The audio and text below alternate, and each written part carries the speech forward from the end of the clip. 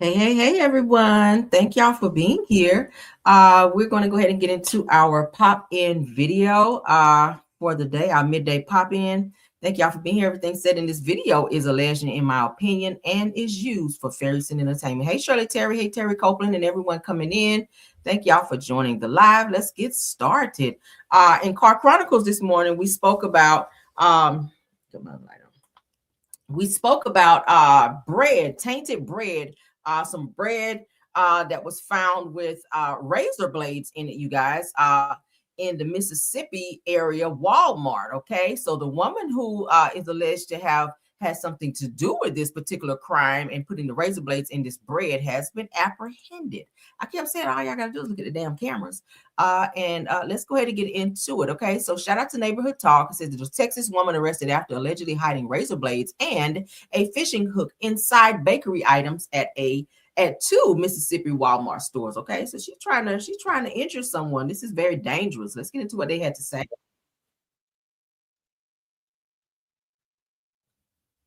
Oh, I'm sorry.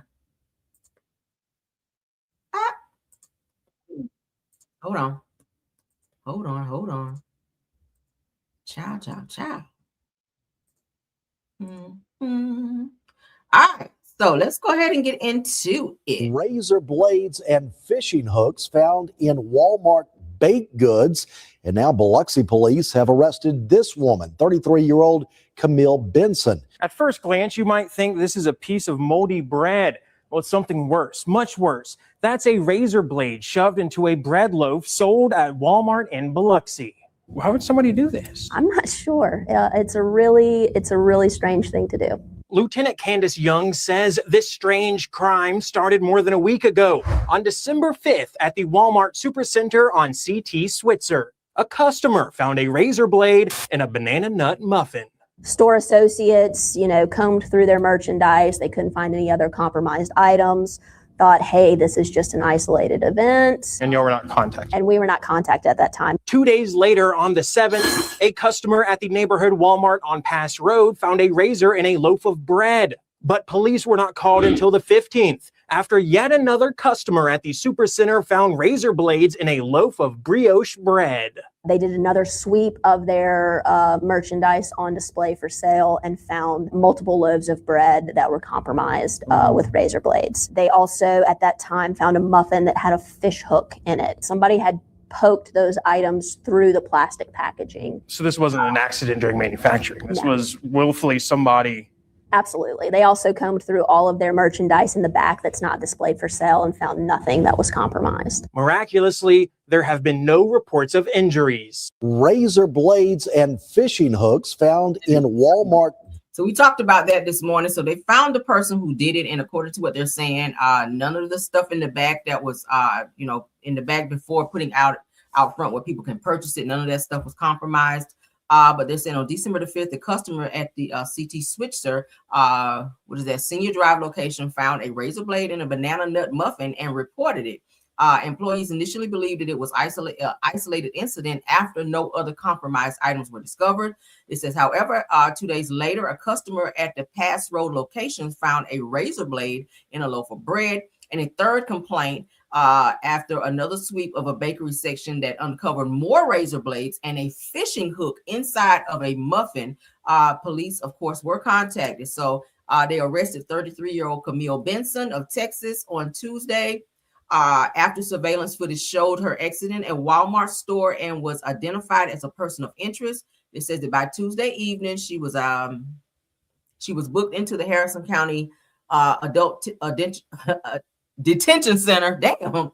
It says that Benson is charged with attempted mayhem and is being held on a $100,000 bond. No injuries have yet been reported.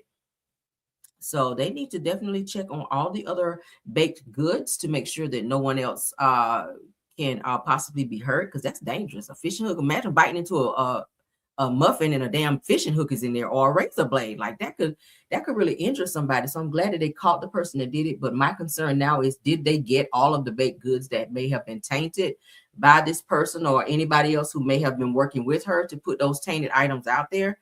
That's my question. So y'all sound off on that, child. Shout out to Neighborhood Talk on that. Let's get into this next topic. Macy Gray gets called out by music producer Dallas Austin for touching him inappropriately. Okay. I said, I know you damn lying. So Dallas Austin is on Expeditiously, which is T.I.'s podcast, where he says that Macy Gray once put her hand inside of his pants and squeezed his cucumber girl.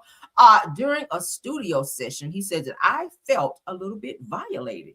I mean, that's a lot of bit violated if you ask me. Why is she sticking her hand in your pants? How did she get her hand down there? She must have been quick, because if you're sitting down producing, like you see somebody reaching for your schlong down there, you should be able to move their hand like, what are you doing? But I don't know. Let's get into what he had to say. Shout out to Neighborhood Unlocked. I'm working in the Neighborhood Talk. studio with Macy, right? And who's a phenomenal talent. Macy Gray is incredible. I still love her. Yeah. But I'm working in the studio with her. When I first started to work on a project, because she called me and said she wanted me to do it. So I go to LA, I take all my gear and all my stuff out there in the studio. And this was probably like the second, third day, but the people would always ask me, hey, is everything okay? I'm like, yeah, am I missing something? Like, oh, no, keep going, you're fine. Same night, I'm in the studio, and she comes in the studio, and it's with another friend of ours, a girl, and she sits next to me, and she sticks her hand in my pants. Huh?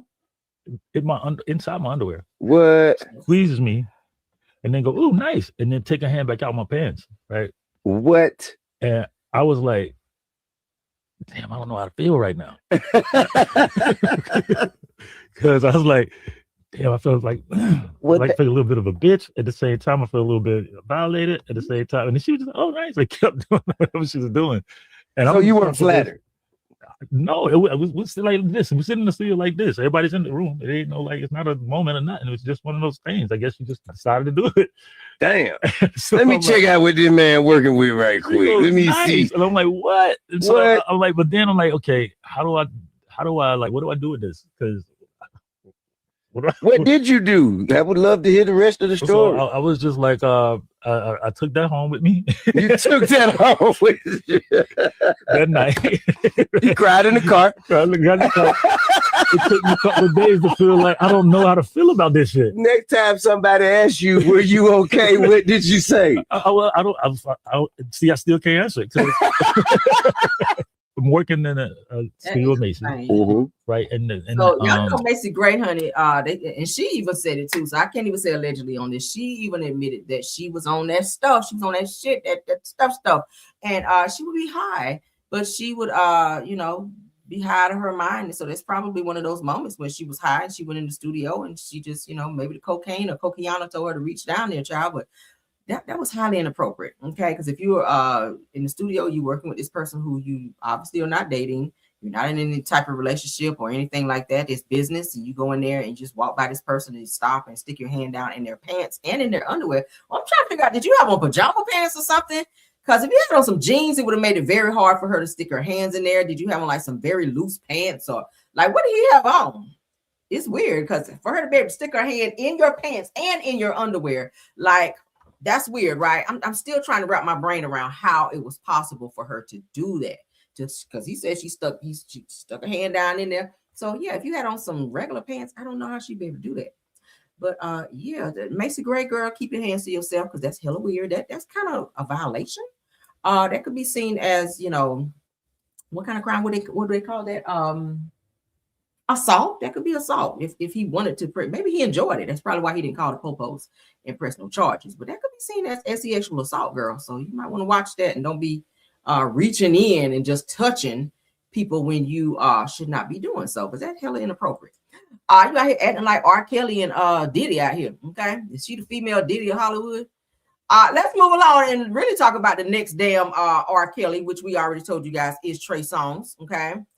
More and more women are coming forward to talk about Trey Songz and expose him. He was just arrested for punching someone in the face at a club when they told him the club was closing, meaning get the hell out of here. He did not want to hear that. Maybe he wanted to dance and drink some more, but nevertheless, he did assault someone. The police was called. He was apprehended. Now, they're saying this woman named Winter Blanco says that people should believe Trey Songz accusers. Accusers mean plural. There's a lot of them. Also claims that there could be more, but they're too afraid to speak out. Now, Trey Songz has said to be very scary by the way he can be aggressive with women.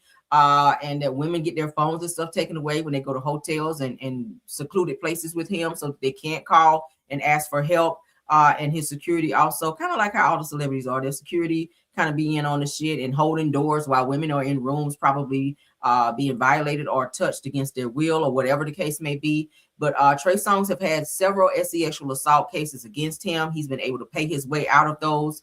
But eventually the money is going to run out. So what are you going to do then? Obviously, he has a problem, but Hollywood loves to hide these types of problems from their prominent artists who sell a lot of records because they don't want them locked up. Kind of like R. Kelly, but it just got to the point where R. Kelly, he had to be locked up because the shit was not going to stop.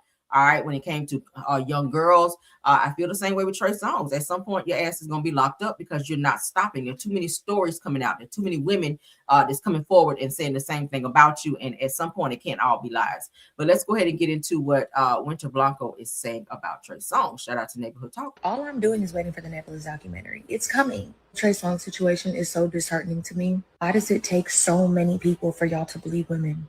Do y'all hate women so bad that everybody got to be lying on this man? Nobody is lying on this man. If anything, more people are too afraid to come forward about this man. This man should not even be able to be out and about on the streets, running around, roaming around, like at all. All I'm doing is waiting for the Netflix documentary. It's coming. Trey Songz. She said, hey, there needs to be a documentary about Trey Songz. I said the same thing the other day. Like, who is next to be in a good old documentary and be exposed? It has to be Trey Songz.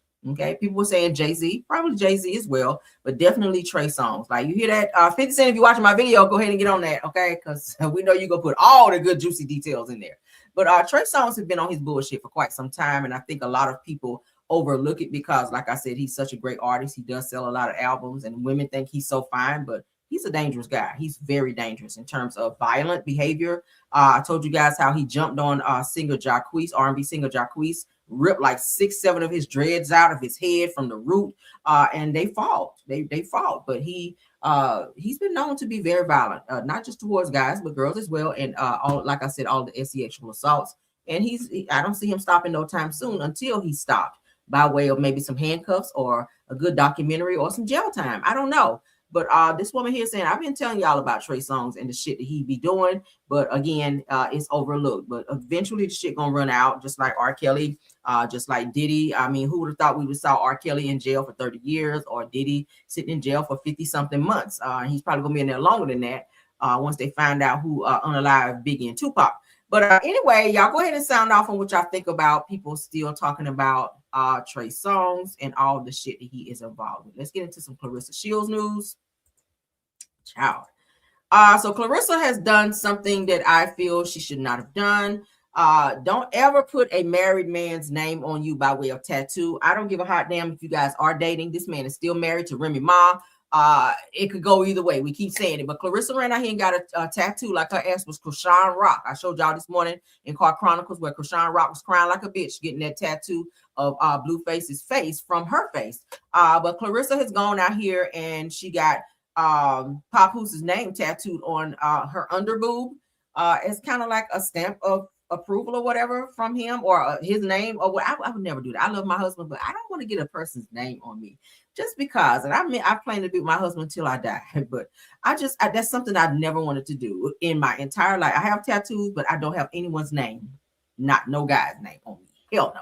But let's get into this because that's a lot. Okay, so Claressa Shields explains why she got Papoose' name tattooed on her before marriage. Okay, well, shit, he is still married. But let's get into what she had to say. Shout out to All About the Tea. So you got Pap's name tatted on you? Yeah, on my titty. Oh shit. Mm-hmm. Okay, so it's the first time you ever got a man's name tatted? Yeah. Shout out to that. Are you crazy? I already knew the answer. I just had to ask. Oh, I saw you. Who else deserves to have their name tatted on my body? Just Pap. That's it. Papoose. Okay. When should someone get their partner's name tatted on them? When is it the right when time? You feel it. Okay. When you feel it. I always said I wanted to get my husband's name tatted on me. So you got Pap's name tatted on you? Yeah, on my titty. Oh shit. Mm-hmm. Okay. So it's the first time you ever got a man's name tatted? Yeah. Shout out to that. Are you crazy? I already knew the answer. I just had to ask. Oh, I saw you. Who else deserves to have their name? He must be blowing her back out. Because ain't no damn way. He is fully married, sis, with a whole child by another woman. And this nigga been dating you for going on, what, a year and something now, a year and some change. And he's still not gotten his divorce, but you done ran your ass to a tattoo shop and got his name tattooed on you like you own him. Bitch, if he passed away today, you get nothing. You get absolutely fucking nothing. Remy is going to come over there and take all of his shit, and she can, all of his jewelry, everything he owns, which is probably hardly nothing, but she is still the wife. She still has tabs and dibs and everything on him, but she still got papers on him. So I don't care what y'all about to do. She was saying in another interview that they're talking about having a baby next year. Like, divorce, girl. Get the divorce. You doing everything. Y'all talking about everything but this damn divorce. Why is it that Papoose is telling you he want to have a son by next year, but y'all won't talk about the divorce? What the fuck is up with that? How are you allowing this married man who says that he loves you? I've seen videos. I showed you guys a video right here on my channel where he says, you know, I love the hell out of you. You know, I love you. He said it repeatedly, like back to back, that he loved Claressa Shields. So my thing is, while you guys are pillow talking and having all these conversations of plans that you guys are trying to do, you're saying that Pap said that next year we're going to have a son. He wants to have a son. So nowhere in that conversation did you say to him, well, I would prefer that you go ahead and finalize this divorce between you and Remy Ma so that we can officially move forward if we decide to be married, if that's something that you, because marriage is not for everybody. Nowadays, it's 2025. Some people just want to have kids with their significant other and just be together, you know. Typically it's the right thing to do to get married and have a child so that everyone in the household, one, has the same name. Your children are not confused. Daddy's last name is one thing, mama's last name is something else, child's that. I mean, it's just a lot. It's just, again, I'm old school, okay? I just believe in put a ring on it and you know, put a ring on it, get married, have children when you feel like it's time, but never be with someone who is married and you're making plans as if this man does not have a whole wife across town. Like, it's just, I really want the best for her. I really do. But Claressa Shields acts like she is on the spectrum. Every time she opens her mouth, it gives spectrum. I just don't know. Maybe you've been punched in the head too many times, bitch, but I don't know. At some point in time, you got to wise up and say, listen, if you love this man and if he loves you as he professes that he does, make him do the right thing. The honorable thing is for him to get a divorce. You guys, if you want to go ahead on down and get married, or if you're trying to have a baby, all of that's well and good, but do it the right way. It just looks sloppy as fuck for you to be out here vocalizing verbally out loud that you try to have a baby by a whole married man who will not take his ass down there and finalize this situation with the same person who he says he don't want to be together with anymore. Again, go out there and have a baby, and then he run back to Remy, then what? You gonna be ready to fight? You gonna be crashing out because he done left you as a single mother? And not to say that he can't leave you if you guys decide to get married and still have a child, but at least you did it the right way. Like you leaving yourself too open. You leaving too many options open. You allowing this man to play in your face, and you putting yourself in a position to be looking dumb out here. I would have put no fucking tattoo. What do y'all think? Sound off, child. Maybe I'm the wrong one. I don't know. Let me look at the comments right quick before we move on. Maybe I'm wrong. Am I wrong? Maybe I'm wrong. Because like I said, it's 2025, honey. Some of you guys are, you know, y'all in this modern day stuff out here where y'all just run out here and get a man's name tatted on you, and he got a whole wife across town with about 3-4 kids, and he ain't thinking about getting no divorce, and y'all talking marriage, and I just don't understand. Girl, okay, said come on out them bushes, girl. This shit is so stupid. Let's continue on though, child. Never, ever, ever should we ever be these stupid women, okay? Milagograms, you allowed Tory Lanez to put you in a very bad situation, sis. And now she don't have the money to pay after a judge has ordered her to pay a very substantial amount of money to Megan Thee Stallion. All right, let's go ahead and get this up. We're gonna look at the legal documents here. Did I upload them? Because I kind of want to see them big. I want to be able to read them. I think I screenshotted it. Hold on. Yeah, I sure did. I just got to upload it. Give me a second. Because I want to see what this says. Yeah, she allowed Tory Lanez to manipulate her. That's a great word. Into trolling Megan Thee Stallion. Megan Thee Stallion got sick of her shit and ran down there and filed some good old paperwork in a lawsuit on her ass. And they went to court. And of course, Milagra has to pay Megan Thee Stallion quite a bit of money. All right. Give me 1 second, guys. Let me upload. Well, let's see. Okay, so we'll do it this way. I want to read it. Okay. All right, so I'll share it from here. Let's do it here because I love big. And then I'm going to look at the other post there. Okay. So let's go ahead and pull it up. Y'all see it here. According to the United States District Court, Southern District of Florida, okay, Megan P., which we all know to be Megan Thee Stallion, against, which she's the plaintiff, against the defendant, which is Milagra Elizabeth Honey Cooper, okay? You guys see the civil action number there. Let's go ahead and read, all right? Motion to withdraw as counsel, okay, says, please take notice that undersigned counsel, Laisa Perret Esquire moves this court for withdrawal as counsel for defendant Milagra Cooper, in the above captioned matter, and to be removed from the court's and party service list. It said the defendant consents to this motion. Undersigned counsel is a New York-based attorney, and the defendant is unable to afford any future legal services for my continued representation. So that means you ain't got no more money to pay your lawyer. Your lawyer said, I got to go. All right, I don't want to leave, but I got to go right now. So it goes on to say that Mr. Jeremy McLymonth will continue to serve as defense counsel, and all future correspondences and papers in this action should continue to be directed to him. So her lawyer has backed out of representing her, Milagra Grams, which is a content creator, okay, because she doesn't have the funds to do so. She probably should have been represented by a court appointed. If you don't got the money, just get a court appointed. I mean, shit, you do it all the time. Get you a court appointed. It's better not having a lawyer at all instead of racking up a huge bill from a lawyer. She still got to pay this lawyer, even though they backed out of representing her. If you still owe any back payments to this attorney, you still have to pay that, or they're going to be coming after you. So she does have to pay to the tune of, I think, 59 or 56,000 to Megan Thee Stallion for some defamatory statements that she made about her. And she also was working with Tory Lanez to troll Megan Thee Stallion. So and Tory Lanez was paying Milagra Grams very good in order to go after Megan Thee Stallion because he was upset with her for filing the lawsuit against her for powering her in the foot. So y'all already know about all of that. But so Milagra Grams, her attorney, has decided not to represent her anymore because she ran out of money. That shit happens all the time. That's standard. But let's go ahead and read. See, that's why you got to shut your mouth. If you putting something out there that you know or believe to not be 100% truth, don't put that shit out there because people are suing for defamation more and more nowadays, okay? I'll sue a bitch for some defamation too. Put something out there about me that ain't true. I sure, and I got the money to come for your ass. I'll dig in my savings, honey.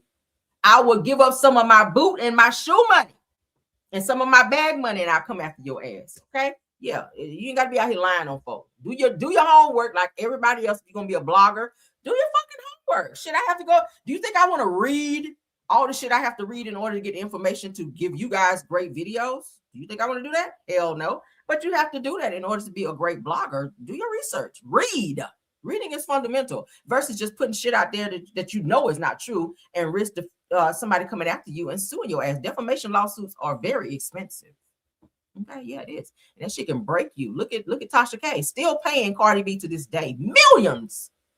And all the lady asked her to do was take the fucking video down. But her pride said, I'm not taking no video down because she felt that she could make more money with the defamatory statements that were put out. And it cost her a lot of money. Okay, so let that be a lesson to anyone out here that you're putting information out there that you know is not true. That shit can catch up with you and break you, bankrupt you. Okay, so it's saying that court records show that Milagra's defense attorney, like I said, Larissa Perrette, has officially withdrawn from representing her. Again, I told you guys she does have to pay Megan Thee Stallion. I think it's like 59, if not 56 grand for what she was ordered to pay her. So if you don't have your money for attorney, like how the hell are you gonna pay Megan? What they probably gonna do, like they did with Tasha K, and y'all, of course, Milagra Grams is also very, very close friends with Tasha K, and she was saying on a post too, like, I ain't got it. She was trying to do that, but you might not want to do that because you don't want Megan to start then doing like they had to do with Tasha K and start garnishing you, because you are a content creator. You do get paid every 21st of the month. Okay, and what they would do is solicit the courts to go ahead and go through your bank accounts and go through any other source of payments that you may be getting per month, and they're gonna get their money regardless. So you don't want to put yourself in a situation over some damn lies, right? It's just, I mean, it costs a lot. It's free to tell the truth. I keep telling people, shit, it's the truth. You ain't got no truth to tell on somebody, just don't say shit. It's just period, right? Let's look at the comments. What y'all think? Said, baby, them wages about, yeah, they about to garnish them wages because they're going to get that money. And Megan wants her money. She wants her money. So let's continue on. So I took the liberty to pull some videos. We've been talking about this Candy and Todd situation. I know you guys may be getting tired of Candy and Todd, but in order for us to get a clearer understanding, we're pulling some clips that I feel will corroborate. Y'all like that word? That will corroborate a lot of this mess that's going on between Candy and Todd. All right. So I pulled this interview.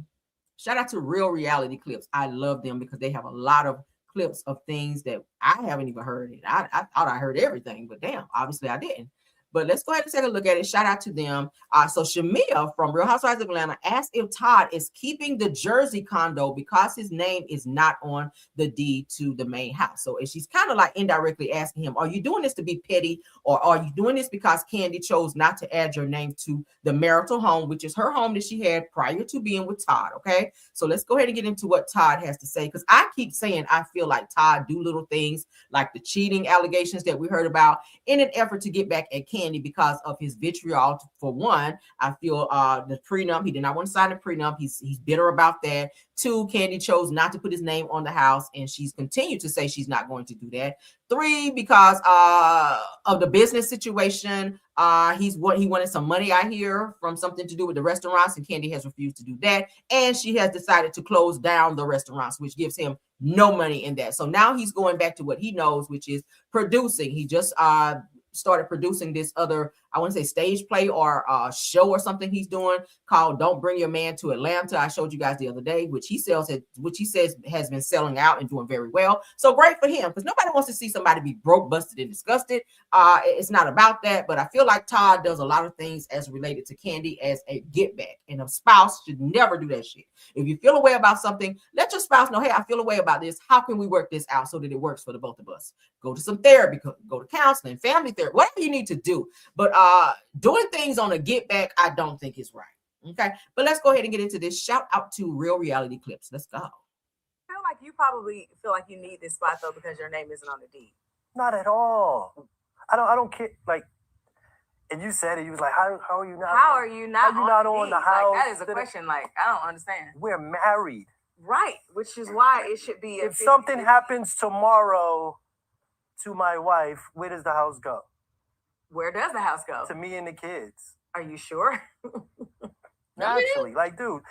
We were sitting with our accountant. Let me tell you this. We were sitting with our accountant, and I was like, "Yeah, my name ain't on it." He was like, "That shit don't matter." He's like, "All of the equity that's been built in it over this time, y'all were married. That's half yours." But I don't care about that fucking house. Do y'all have a prenup? Yeah, we do. Okay. Yeah. So Todd. So it sounds like while you were sitting with your good old accountant, you made mention of something that, what if something happens to my wife? What happens to the house? Since she won't put my name on the house, just say so happens she drops dead tomorrow. What would happen to the house and who would get the house? It sounds like you might have had this conversation, because why is this being brought up? Let me back it up just a little bit more so y'all can hear that. Did y'all catch that? When I heard that, I said, bing. Red flag, because we all know that there is a prenup in place. Candy has already said that all of her prized possessions she will split equally amongst her children, which is Blaze, Ace, and Riley. Okay, so he was like, okay, don't worry about putting my name on there, because the attorney in the back of my mind, Todd, feels that if something happens to Candy, that he automatically gets that because of whatever equity was built up in the house while they were married. Let's get into what he had to say. Let me back it up. Y'all gotta hear this shit. I said, oh, okay. All right, so let's hear. To my wife, where does the house go? Where does the house go? To me and the kids. Are you sure? Naturally, like, dude. We were sitting with our accountant. Let me tell you this. We were sitting with our accountant, and I was like, "Yeah, my name ain't on it." He was like, "That shit don't matter." He's like, all of the equity that's been built in it over this time, y'all were married. That's half yours. But I don't care about that fucking house. Do y'all have a prenup? Yeah, we do. Okay. Yeah. So anything before we said is, yours. But that wasn't before. The equity came during the being together. No, but the house wasn't before. Oh, Ty, you dirty dog. Y'all see what's going on here? Let me go to my comments right quick. Todd, you dirty motherfucking dog. Now, we all know the house is in Candy's name, both houses, because she has a main house and then they have a guest house, okay? So Todd is sitting back like Santa Claus and making a list and checking that bitch twice, okay? And trying to figure out how he can get a loophole in each and every one of these things that Candy's put into place. He was like, oh, prenup? Oh, I'm going to get over that. You already see he's challenging the prenup. We know about that, right? We already know that Todd is challenging the prenup. He's looking for a loophole. Now, I showed you two attorneys that say that Todd might be able to get around the loophole according to Georgia law in terms of how things were done, which it was done obviously not the right way for him to be able to do so. And he's also trying to get full custody of the kids. So Todd is like, okay, I can't get the money by legal means the way that I thought coming into this thing. But it sounds like Todd's been going around and having conversations with reputable people who know a little bit about this shit to kind of make sure he is secure on the back end. Since Candy is trying to put a lock and key on everything, Todd is like, fuck that. The equity, since we're married, yeah, I get half of that shit, even though the house is in your name. Now, I gotta look that up because I don't know how that works. Because I own some properties that I owned prior to being married. So with those properties gaining equity, does that mean, and not to say that I would care because that's my husband, I don't care, I'll give him anything I have. But if we decided to go our separate ways and this person decided to go for half equity of my properties, is that allowed? Being that I had these properties before, way before. I mean, that's the question, right? But let's continue because it sounds like Todd been talking to some people to think that he can get half of equity in Candy's property. For it. So the that's equity. Technically. Yeah, you're missing a part, the equity. So if it went up 500,000, technically half of that would be Is mine. it premarital assets? Hey, it doesn't even really matter. But it does. No, let me tell you why I think it matters. It matters to women, right? I got married. I moved into my husband's home. Right. I was salty about it. I was like, wait, what? And I'm not going on deed. I'm like, okay, cool. That's fine. But I'm not looking to raise my children or bring up a family because this is all premarital stuff. And I want something that we can grow in together. It don't even have to be $1 million home. It could be a $200, whatever. It could be a little shanty, a shack, whatever. I want to know that it's something that we're doing together and something that we can grow in together. Not like, oh, this you over here. Because you even made the reference of, that was your match. You didn't bother to flip it over. There are some feelings about that. Well, no. The thing I was saying with that was, she's saying this crib, I used to live there with somebody else, right? So I said, okay, let's pause. For those of you watching and you don't know what he's talking about right here, Todd had a condo in New York. You guys may have seen it on the show. They showed it. Todd bought this condo with, I think, a female. When he and this female broke up, the female, I think, decided to move out, which Todd kept ownership of the property. He didn't want it to go into foreclosure, whatever. He kept the payments up, whatever.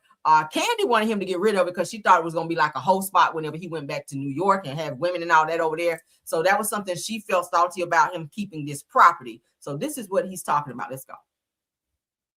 Okay, well, when we were dating and I was coming to the house that you had purchased and you had did all your just kicking it in, I was like, you had been in that motherfucker probably like 20 years. It's frolicking and rumbling and tumbling. So I'm not tripping. I wasn't like, hey, I don't want to come over here and come to my spot in the city. I'm like, cool, like, we grown-ups, man. I'm about to be 50 in 2 years. I ain't tripping. Well, you know what? And I'm going to give you this point. The house is such a small percentage of what we've done together. That's true. If but I'm not worried about, we got so much other shit that my name is on and our name is on that's so far more valuable that are assets, not a liability. I'm good. I feel like you probably feel like you need this spot though because your name isn't on the deed. Not at all. I don't care. Like, and you said it. You was like, how are you not? Baby. So you guys know also, let me go back to my main screen. Y'all know that Todd did purchase a Bentley truck. I didn't know that he purchased it, but he purchased Candy a Bentley truck, which is said to be worth $300,000. Now, my thing is, Todd, if your net worth is $400,000, why are you purchasing Bentley trucks? And I get that you want to give, because Candy does have expensive taste. I get that. But why would you push yourself to spend that amount of money when your money does not match hers for a Bentley truck? right? Like that to me is just absurd. But he said that there are plenty of things that he and Candy have both their names on since they've been married. And I'm pretty sure he made sure to make sure his name, which he should. If you're married, some shit should be on your name, in your name, right? Everything should not be in one person's name. If you're married, you guys build together. That's the goal. But don't go into this situation thinking that you can find loopholes in ways to take something from someone that built what you're coming into. I don't like that. Like you came in with just a little, a little apartment in New York. This woman got a whole estate with a main house and a guest house and some more shit, Bentleys and shit like that. Candy had like cars and all of that, sports cars and all of that prior to him coming into the picture. So don't come into this looking around like, oh, this is nice. I'm gonna own half of that. Like, I don't like that. I feel like whatever you build together after the marriage is what you split. And whatever you have prior to that is what you keep. But Todd, it gives that Todd is very calculating in how he is moving with this situation. He's making sure to document him with the kids all the time. Daddy daycare, that shit. I'm watching you, Todd. And again, I want him and Candy to figure this shit out, to possibly work it out and be together. But what I don't like is that you're being calculated in terms of maybe I'm going to snatch these kids up, but that's going to give me, like you sit back with your calculator, like, okay, we got 2 kids. For 1 kid, I could probably get this. For both kids, I could probably get that. That's what it's giving me mentally. Like he's kind of sitting back, preying on this situation and talking to people and finding out the legalities and how he can move and find loopholes and bullshit that Candy has put in place legally, out of bitterness of 1, not being on the house, of 2, because that was embarrassing to him, because that shit was public. That was made public, that he continuously asked for Candy to put his name on the house. Like, we're married now. Why can't Candy said, no, all of my prized possessions, and we've already talked about it, I'm putting all of this stuff into my children's name, at which she should. Now, should Ty receive some things? Again, yes. Whatever they accumulate in the marriage, during the marriage, okay? If you do businesses, split that shit down the middle. Furniture, if you buy some furniture, go split it down the middle. Again, they should have probably purchased a home. I feel the 2 of them. And Todd, you get your name on that as well, and you help pay off the taxes and all that shit that comes with owning a property. And then if something happens, then you do have part ownership of said property. Or if you guys want to sell the property and split whatever the property is worth after that, boom. But this video right here kind of made me open my eyes a little bit more into Todd and his bullshit and how calculating his motherfucking ass is. Candy, please look at this video. Okay. All right, let's move on because we got more. There's more. All right, let's check this one out. Because I've been working today, child. I've been working and I've been working. Okay. Let's look at this one. Let's look at this one. Todd, I'm on your ass today, Todd. Okay. All right, let's get into this. So Andy Cohen asked if Todd is upset with how the prenup was done. Listen to Todd's response. Again, shout out to Real Reality Clips. Let's go. Marriage counseling after 6 months. Do you think your insistence on a prenup is backfiring on you, and that Todd deep down is still upset about the whole thing? Well, for me, pay attention to everyone on the stage's disposition, their facial expressions. Look at Kenya. Pay attention to how Candy look. Candy's trying to laugh it off as she always does. But pay attention to Nene. Pay attention to when they put the camera on Phaedra, who is an attorney and knows how all this shit works. Pay attention to how everyone looks when Todd is talking. Well, I feel like I just believe when you do prenups. That's just me. As far as did he still have feelings about it? Yeah, but it's nothing that's gonna end our marriage over it. I don't have feelings about the prenup. I have feelings about the way it was dealt with. You have the ceremony. We get married without the prenup. I ain't lying to you. And it was really like this whatever. He don't sign. And her friends didn't really care either. So it was no real genuine love for me from anybody. I wasn't saying I wouldn't marry you. I'm just saying, obviously, we wouldn't get married the next day. But no one told you to go get your husband. You love that man. You left. It wasn't like I took off and left. You left. What does that mean? Okay, babe. If you want to spend the rest of your life with somebody, you might have to chase a little bit. Well, you might have to step up. You might have to let them cool down, too. We here right now. We good. We're good. You're not good because your ass was in therapy and marital therapy 6 months into the shit because y'all was still arguing about the shit that was going on before you got married.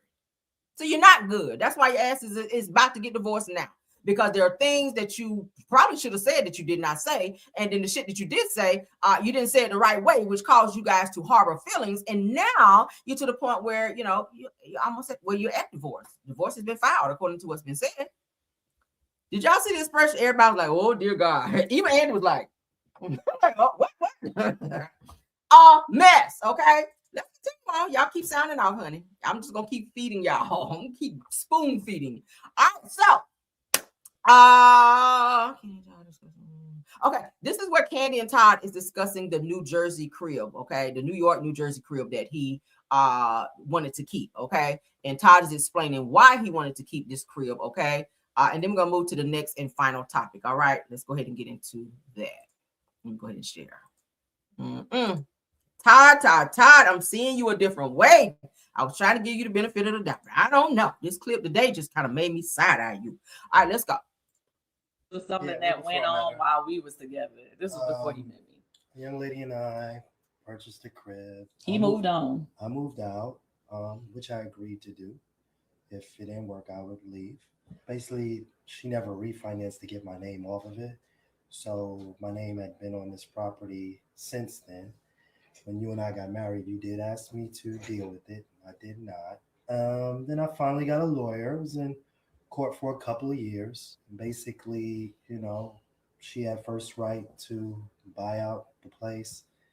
And if she wasn't able to, they allowed me to. And that's what ended up happening. I really did it because I didn't want a foreclosure on my record, on my credit, because the stuff we do. Mm-hmm. So I had to buy it out. Yeah, so that's where it's at. So I have this crib, and you don't want to go there. Andy's reluctant to want to go and spend time there. You guys saw it on the show when Todd was saying he wanted to revamp the home, refurbish it, do some, make it look new so that Candy wouldn't feel a certain way, like it looked like his old place. Like she remembered it when he was staying there with another female. But she was just like, no, I just want you to get rid of it, which I thought was a selfish side of Candy because she was feeling a little insecure. I feel that if and whenever he went to New York, New Jersey, whatever, that he was going to be there. And the old feelings and spirit of the other person who lived there, Candy just didn't want to be there, which that's not fair because he's living in the house where I'm pretty sure you've brought plenty of people there, plenty of guy friends to that same home that you guys now share as husband and wife, where y'all slept together and probably had threesomes with other people there as well. But he lives there. He slept in the same bed coming into the house.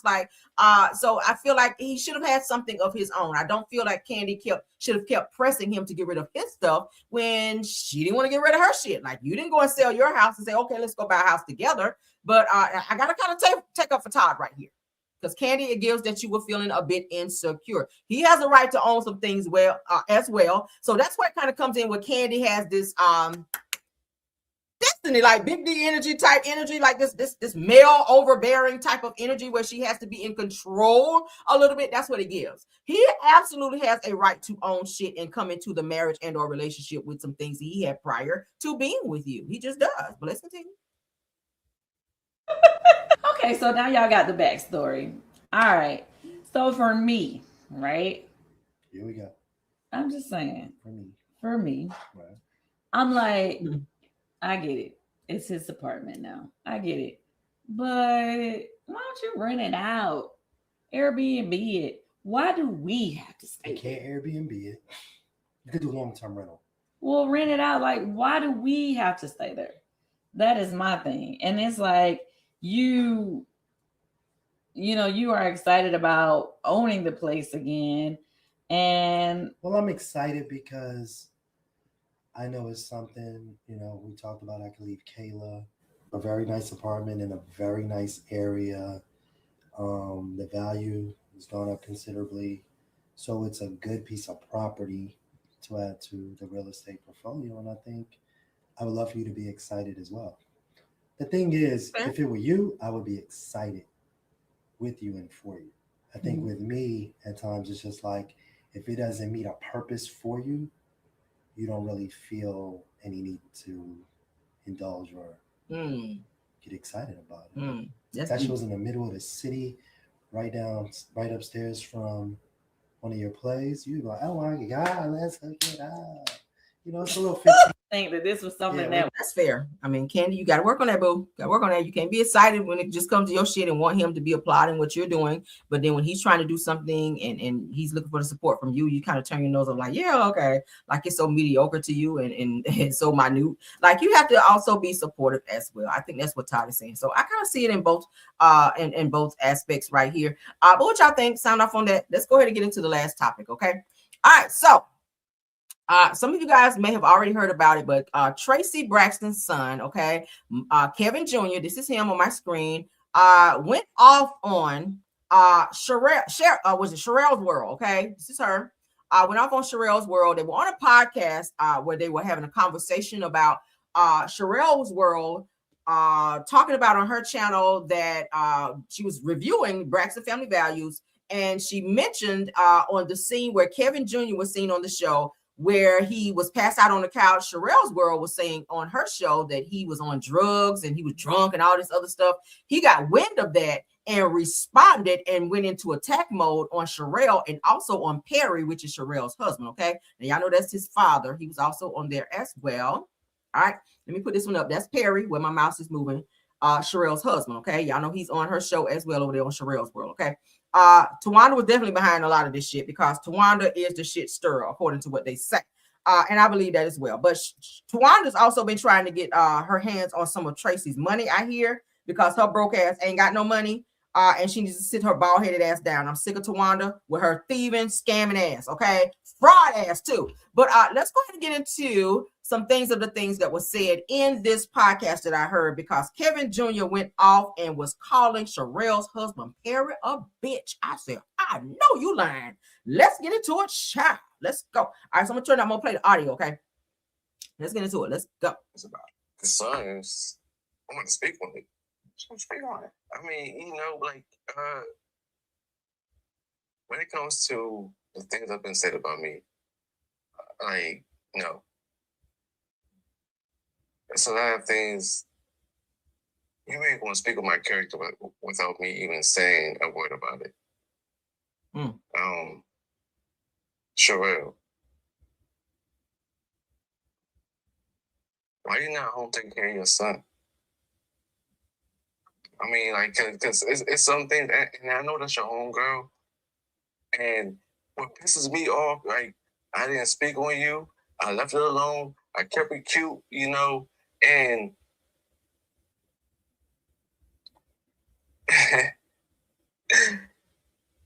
y'all not gonna keep talking about me like this, yo. Y'all not. And be respectful. And I've been respectful, but like now I gotta be disrespectful. We're giving you a platform. And for you to keep on talking about me, I'm ignoring you. Now what? And you got a husband too, don't you? Here you come. And you're gonna sit beside him, or both of y'all. And now what? How do you feel about it? About what? About because I feel like y'all two friends, right? So you went on a platform. You gave her a moment. Okay. How did you ask the question? Because I feel like I'm sorry, yo. I know we on YouTube and all that, but Sherelle, your husband's a bitch. Your husband's a bitch because he's still beside you and he didn't even shut you up. As a man, if I'm beside my girl, I'm gonna shut my girl up. Wow. I'm gonna handle that accordingly. But you a man, gossiping about some things. Then you say I'm on lean. I'm on lean. I don't know between y'all two. I don't know if they tapped in with the culture. That's never the DMV thing. Lean costs about $5K a bottle. I mean, I'm not saying I'm struggling, but like I don't got $5K a bottle kind of money. It's a lot of money to be spending. It's rappers out here that can't afford that kind of habit. I got seizures because my mother passed away. My first seizure I had after work with my ex-wife. coming home from work and I got a seizure, my first seizure. I mean, maybe go get my pill bottle. Can I get it real quick? I take Kepper. Only drug I'm on is Kepper. I mean, I feel like it's a piss up to a lot of people right now that do have seizures because you saying that I'm bullshitting, I'm lying. No. Take care of your son. You know what I mean? Because I have a homegirl right now that know about your situation. Take care of your son. Take care of your son. The smartphone is made for kids. All right, so let's get past this ad. Child, he done up and called Perry a bitch out here. Child. Oh my. Ask me a question. Ask me a question. Yeah. Let me know when you want me to answer. I mean, answer how you want to. Ask me a question. That's his dad talking. That's your homegirl. That's your homeboy. How do you define homegirl and homeboy? Hey, they say they was cool with you. What? I'm just naming you specific. He said Kevin Sr. How do you cool with him? How do you define homeboy and homegirl? Anyone that calls me by saying like I'm cool with them, that's a friend. So I used to have a saying, and I used to say this all the time to your mom. I don't know your last name, right? If I don't know your last name, it's a difference in association. So I ran with a crew of 20 plus in my coming up in life. And right now, I run with about over 1,000 people that I connect with over the year. Say within 1 year, right? In my social circle of people, about it's 1,000 in my groups in my areas, right?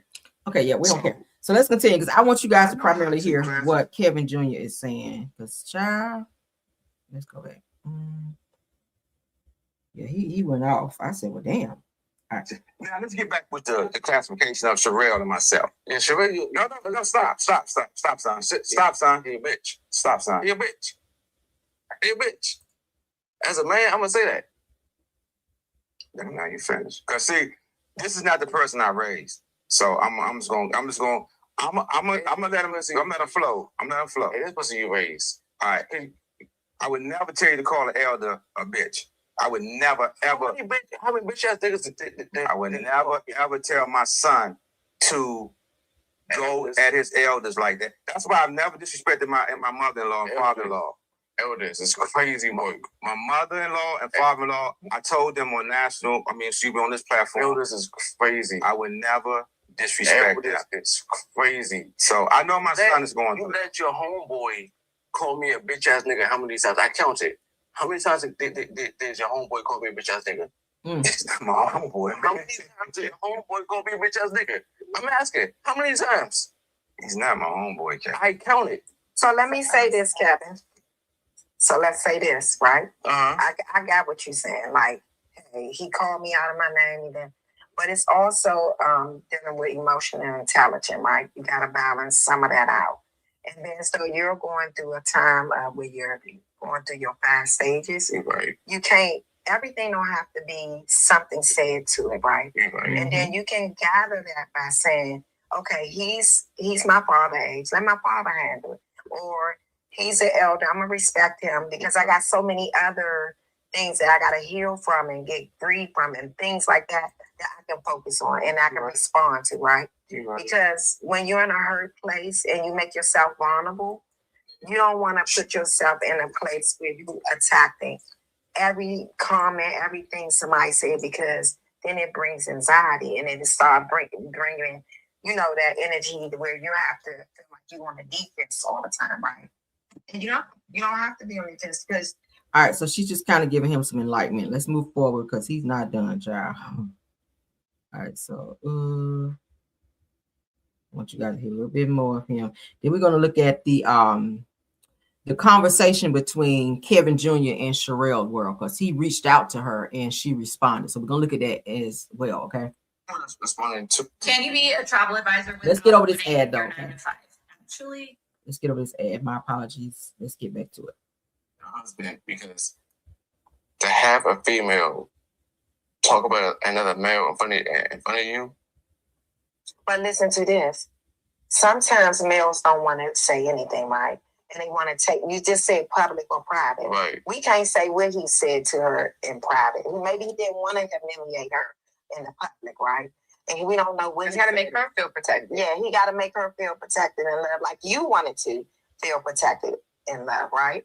So my question to you now is, what's 2 things that you believe your father could do to make you not lash out that way, and to also for you to be respecting him and We'll be right back, y'all.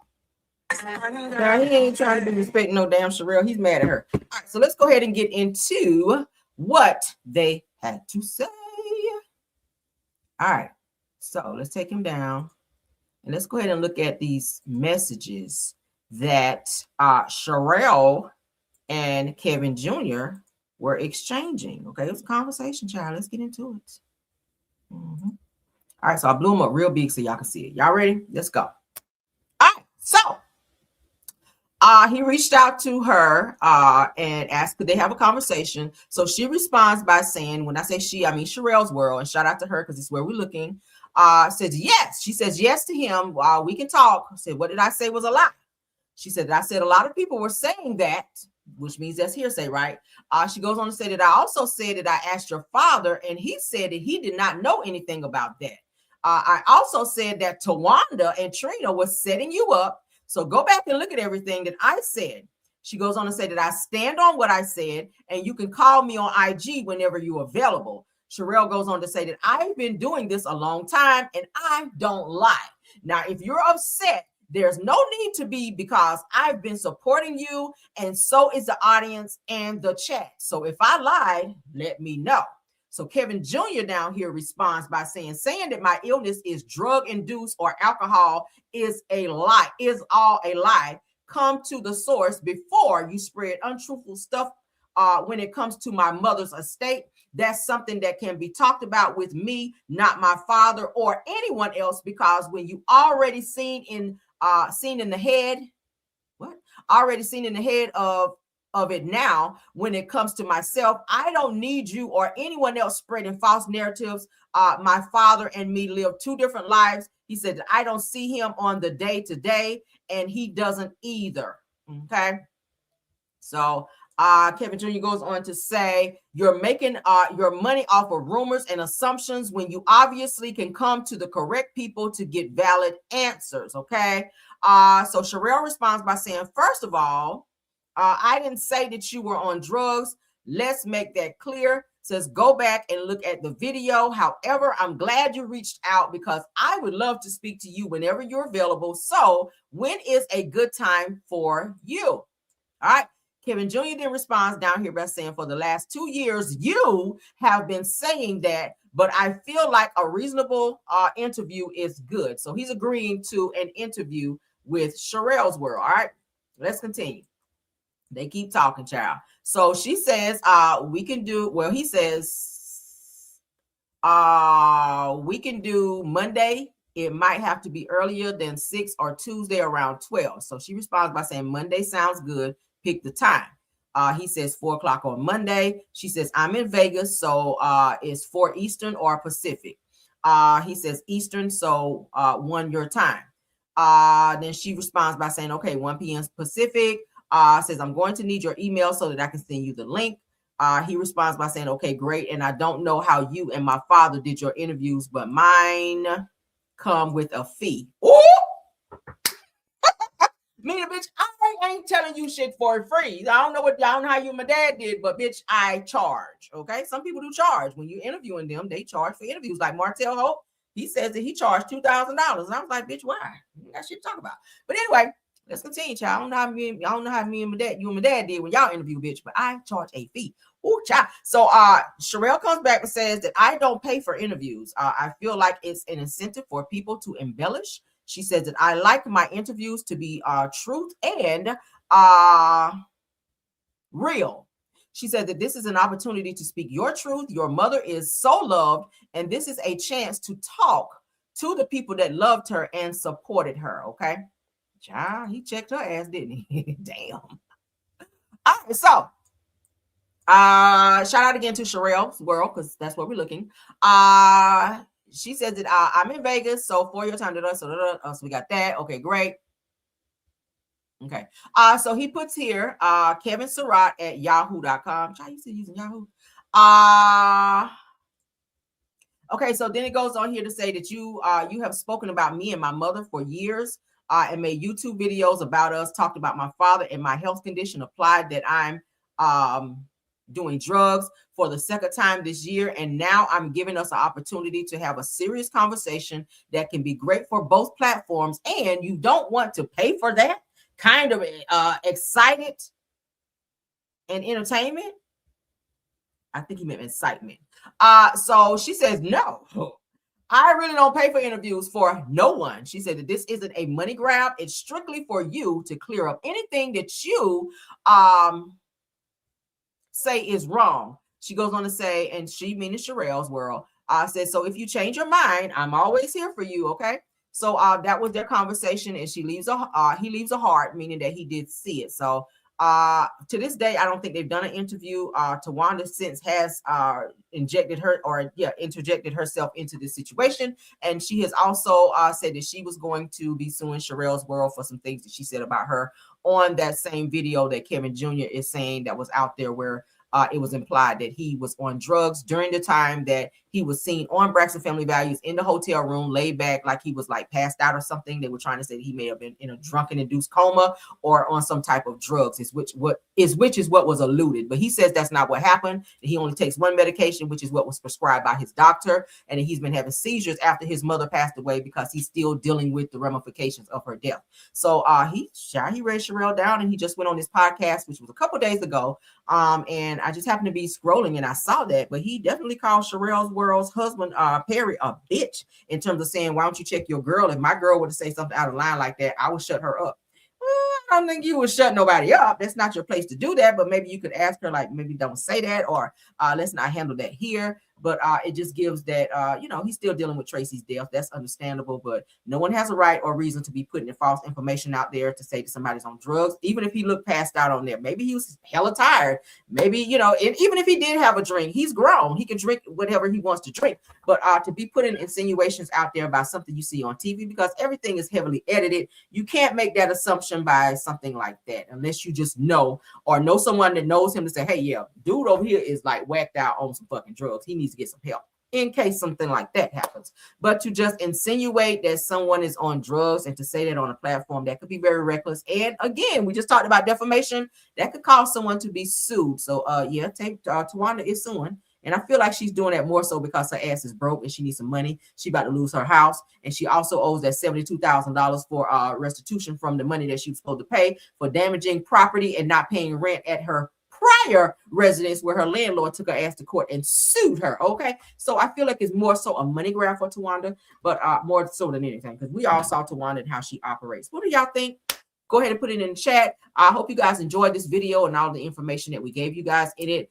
Please don't forget to like the video, comment on all of the topics that we discussed, and also subscribe to the channel if you've not had a chance to do so. Okay, you can share the video if you like as well. I saw some new faces, well, not new faces, but new names here in the chat. Welcome to those of you that are here for the very first time. I'm Caramel Rell. This is the Caramel Rell Show. Shout out to my top flight moms for doing an awesome job. True TV Podcast Tower, KBR Sweet Essence, Scorpion Miss, and Rose Armstead. Thank you guys for being here and modding. And also thank you to all the content creators that joined this chat as well. Simple Mom Family TV, Miss Dee, JCD Creations, Jonetta Speaks, Queen Speaks TV, Shay Renee. And I think Dear Retalk and Black Women in the Building, I think they usually be in the bushes. But thank you guys for being here. Again, I hope you guys enjoyed the video. Don't forget to like the video. Ding, hit the like button for me if you can, so we can push this video into the algorithm. Thank you to my Caramelians for being here as well, and all the newcomers. Thank you for all the new subscribers that have subscribed to the channel as well. I have not forgotten about you guys, and I do appreciate you guys as well. Let's go ahead and get out of here. Love you guys down. Bye.